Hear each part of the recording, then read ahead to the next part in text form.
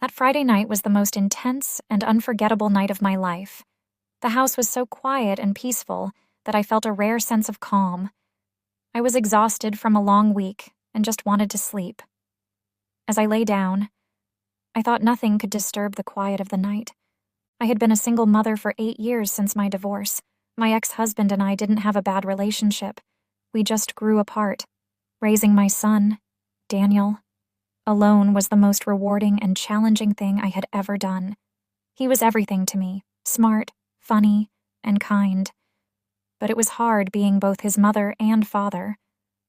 That night, I was so tired that I barely had the energy to put on my pajamas before falling into bed. The house was silent. Daniel had gone to bed hours earlier after playing video games and doing his homework. Finally, I had a moment to myself. In my room, the moon shone through the thin curtains, casting soft shadows on the walls. I snuggled under the blanket, enjoying the warmth and letting my mind wander. Life had been calm lately, which was a nice change after a difficult year. Daniel and I had been through a lot together since his father left, but we had built a good life together. Even though Daniel was almost 20 now, we were still very close. He was always a caring and thoughtful person. Sometimes I worried that he took on too much responsibility for someone his age. I smiled as I thought about him. He was so kind, and I felt lucky to have him in my life. But tonight, I was too tired to think. I felt heavy and sleepy. Then I heard a soft knock on my bedroom door. I woke up a little, thinking it was part of a dream, but the knock came again, gently, and I was fully awake. "Mom?" Daniel's voice was quiet, but it was enough to wake me up.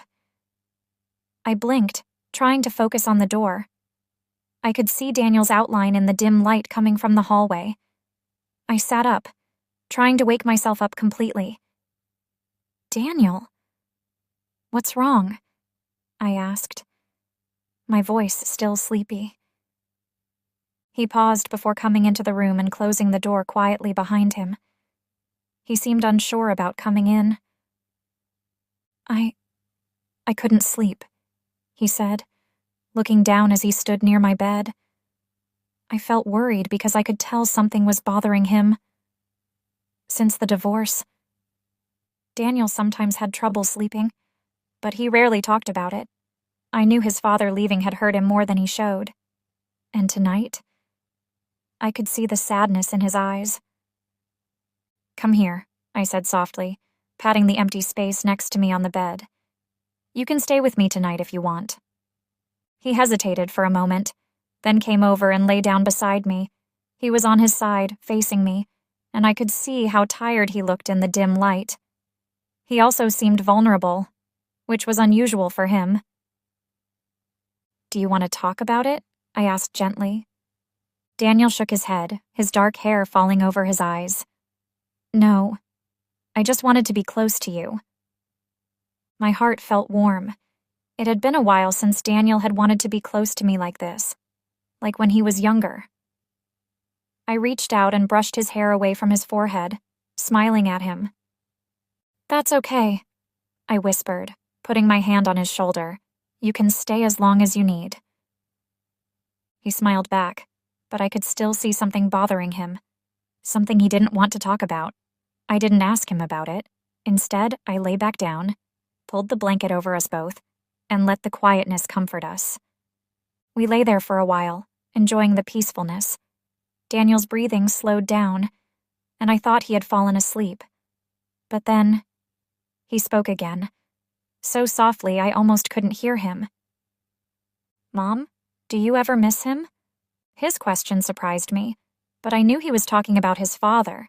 It was a question I had avoided for years, one I didn't know how to answer. "I do, sometimes," I admitted quietly. "But things weren't good between us. Daniel, you know that." He nodded, but I could tell he wanted to know more. "Do you ever think things could have been different?" he asked. I sighed, thinking about past regrets. "Maybe. But we can't change what happened. We have to move forward." Daniel looked down, playing with the edge of the blanket. I guess I just wonder if maybe I could have done something different, you know? Like, if I had been better? His words hurt my heart. I sat up and turned to face him. Daniel, no. This wasn't your fault. You didn't do anything wrong, I said seriously. He looked away, his voice a whisper. Sometimes it feels like, if I had been better, maybe Dad wouldn't have left. Tears came to my eyes, and I hugged him tightly. He resisted for a second, but then he hugged me back, burying his face in my shoulder. Daniel, listen to me, I said, my voice shaking. Your dad made his own choices. It had nothing to do with you. It was his decision, and it was never your responsibility. You've always been more than enough for me, Daniel, I whispered, my voice filled with love and reassurance. You're everything to me. He nodded against my shoulder, but I could still sense the tension within him, the weight of years of unspoken pain and guilt. We held each other closely, the silence between us a comforting balm. Gradually, his body relaxed, his breathing deepening as he drifted off to sleep. But as he slumbered peacefully beside me, my mind raced, thoughts and memories swirling in the darkness. We had both endured so much, and yet, amidst the quiet comfort of that shared embrace, an unexpected feeling stirred within me, a sensation I couldn't quite name. It was a warmth that spread through my chest, a connection that felt deeper, more intimate than the usual bond between a mother and her son. I tried to dismiss it, to focus on the rhythm of his breathing, but the feeling persisted, a persistent whisper that refused to be ignored. Morning arrived too soon, the soft light of dawn painting the room in gentle hues. Daniel slept soundly beside me, his face peaceful and relaxed, the tension of the previous night seemingly forgotten. I watched him for a moment, my heart swelling with love and pride, yet that unfamiliar feeling lingered, a persistent undercurrent beneath the surface of my maternal affection. I slipped out of bed, careful not to disturb him, and made my way downstairs to prepare breakfast. The familiar routine of cooking offered a sense of normalcy, but my thoughts kept returning to our late-night conversation. Daniel had always been sensitive, but I hadn't realized the extent to which he had internalized his father's absence. The guilt he carried weighed heavily on my heart, a burden I wished I could alleviate. But it wasn't just the conversation that lingered in my mind. It was the way he had looked at me, the vulnerability in his eyes, the unspoken longing for something more. And if I was honest with myself, the warmth I had felt while holding him had stirred something deep within me, a connection that transcended the boundaries of our familial roles. I tried to push the thought away, reminding myself that he was my son. But the feeling persisted, a persistent whisper that refused to be silenced. Soon, Daniel emerged from his slumber, his hair tousled, his lanky frame still bearing the vestiges of adolescence. Yet, there was a newfound maturity in his eyes, a hint of the man he was becoming. I greeted him with a warm smile, trying to mask the lingering emotions from the night before. "Mornin', sleepyhead," I said, placing a plate of pancakes before him. "Morning," he mumbled, settling into his chair and digging into his breakfast. We ate in comfortable silence, the morning light casting a warm glow over the kitchen. I felt his gaze linger on me occasionally, but I chose not to broach the topic of the previous night. He seemed more at ease, more like himself, and I didn't want to disrupt the fragile peace we had found.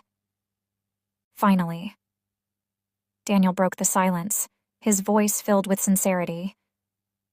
"Thanks for last night, Mom. I needed that." His vulnerability caught me off guard. "You never have to thank me, Daniel. I'll always be there for you, no matter what." He nodded, but his gaze remained fixed on me, an unspoken question lingering in the air. I wasn't sure how to respond. how to navigate the subtle shift in our relationship. There was a new intensity in his eyes, a yearning for a connection that transcended the traditional boundaries of mother and son. And a part of me, a part I hadn't dared to acknowledge before, felt it too. After breakfast, he lingered at the counter, his fingers tracing patterns on the countertop. "Do you ever think things could have been different?" he asked quietly, his voice heavy with unspoken emotions. I sighed, the weight of past regrets settling upon me. "Maybe," I replied softly, "but we can't change what happened. All we can do is try to move forward." Daniel nodded, his gaze fixed on his restless fingers. "Sometimes I wonder if I could have done something, been better, you know?" His voice was barely a whisper, laced with guilt and self-reproach. His words pierced my heart, and I couldn't help but reach out to him. I placed a hand on his shoulder, drawing him into a gentle embrace. "Daniel, you didn't do anything wrong. None of this was your fault," I reassured him, my voice thick with emotion. He looked away, his voice barely audible. "Sometimes it feels like, if I had been better, maybe Dad wouldn't have left." Tears welled up in my eyes as I pulled him closer, holding him tightly. He resisted for a moment, then surrendered to the embrace, burying his face in my shoulder. "Daniel, listen to me," I said, my voice unwavering. "Your father's choices were his own. You are and always have been more than enough. His leaving had nothing to do with you." He nodded slowly, his body relaxing against mine, the tension in his shoulders gradually easing. As he settled into the embrace, I felt that unfamiliar warmth rise within me again, a mix of relief, affection, and an undeniable sense of connection. The bond between us, once defined by the roles of mother and son, seemed to be shifting, evolving into something new. Something neither of us fully understood, but both instinctively felt. For now, I held him close, letting the moment linger without questions, without explanations.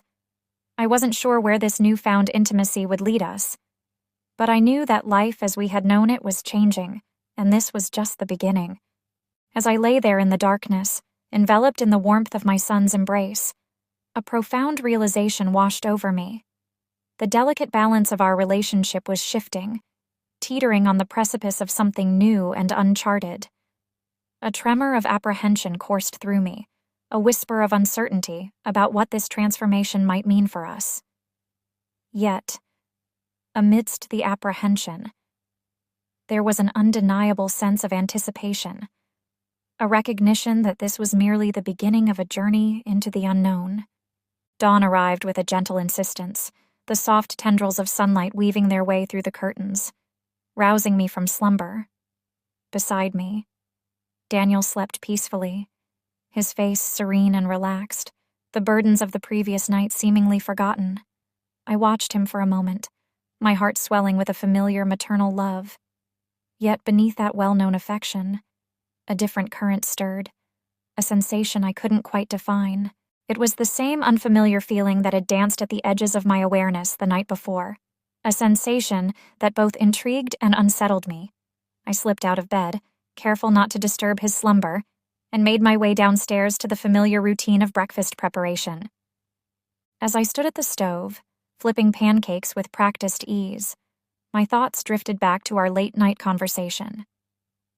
Daniel had always been a sensitive soul, but I hadn't grasped the depth of his internal struggle, the way he had carried the weight of his father's absence, the guilt he harbored, a secret he had kept hidden for far too long, now weighed heavily on my heart.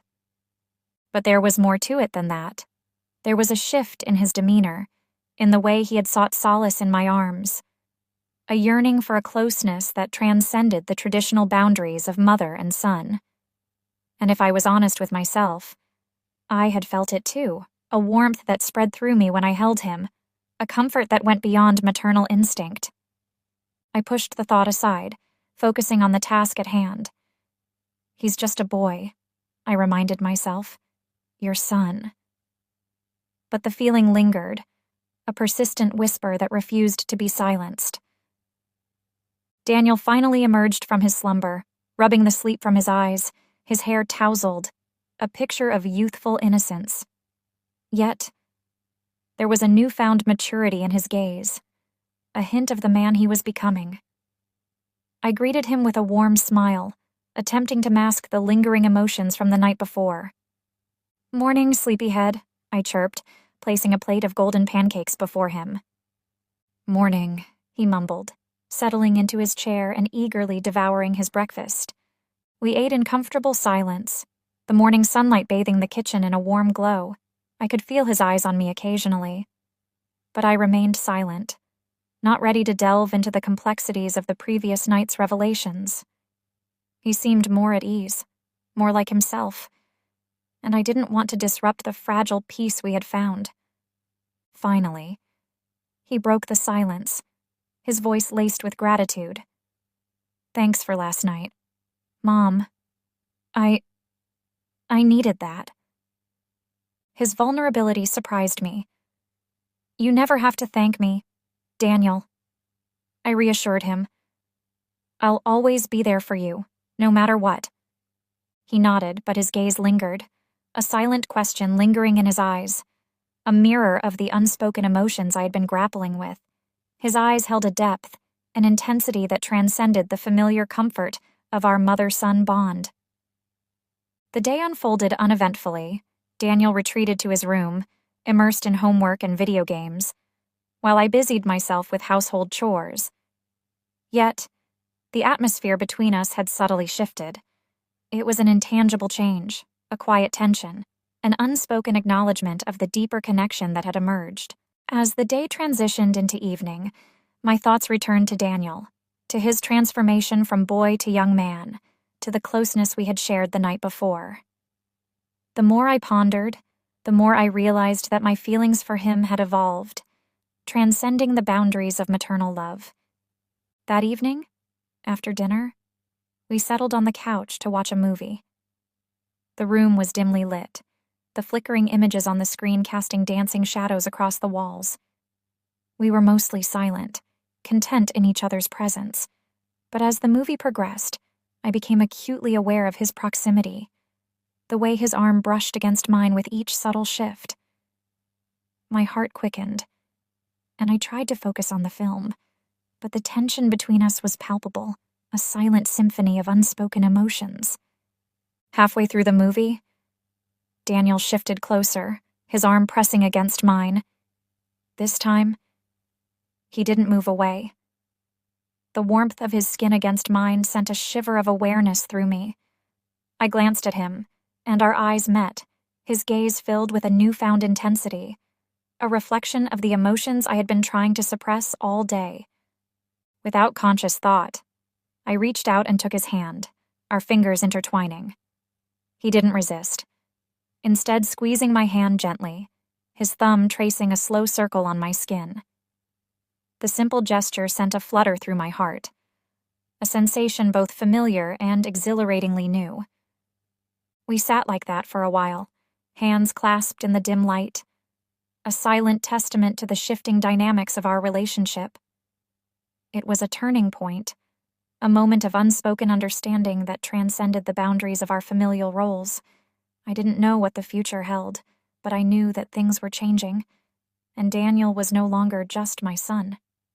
He was something more, someone I cared for in a way that defied definition. The movie ended, but we remained on the couch, the credits rolling unnoticed. I leaned my head against his shoulder, feeling the steady rise and fall of his chest as he breathed. It was a small gesture, yet it felt profoundly intimate, a silent acknowledgement of the connection that was blossoming between us. "Mom," Daniel whispered, his voice barely audible. "Yeah? I'm really glad you're here." His words, simple yet profound, echoed the sentiment in my own heart. I was glad he was here too, glad for this unexpected closeness, this newfound intimacy that was both terrifying and exhilarating. As I lay there in the darkness, Enveloped in the warmth of my son's embrace, a profound realization washed over me. The delicate balance of our relationship was shifting, teetering on the precipice of something new and uncharted. A tremor of apprehension coursed through me, a whisper of uncertainty about what this transformation might mean for us. Yet, amidst the apprehension, there was an undeniable sense of anticipation, a recognition that this was merely the beginning of a journey into the unknown.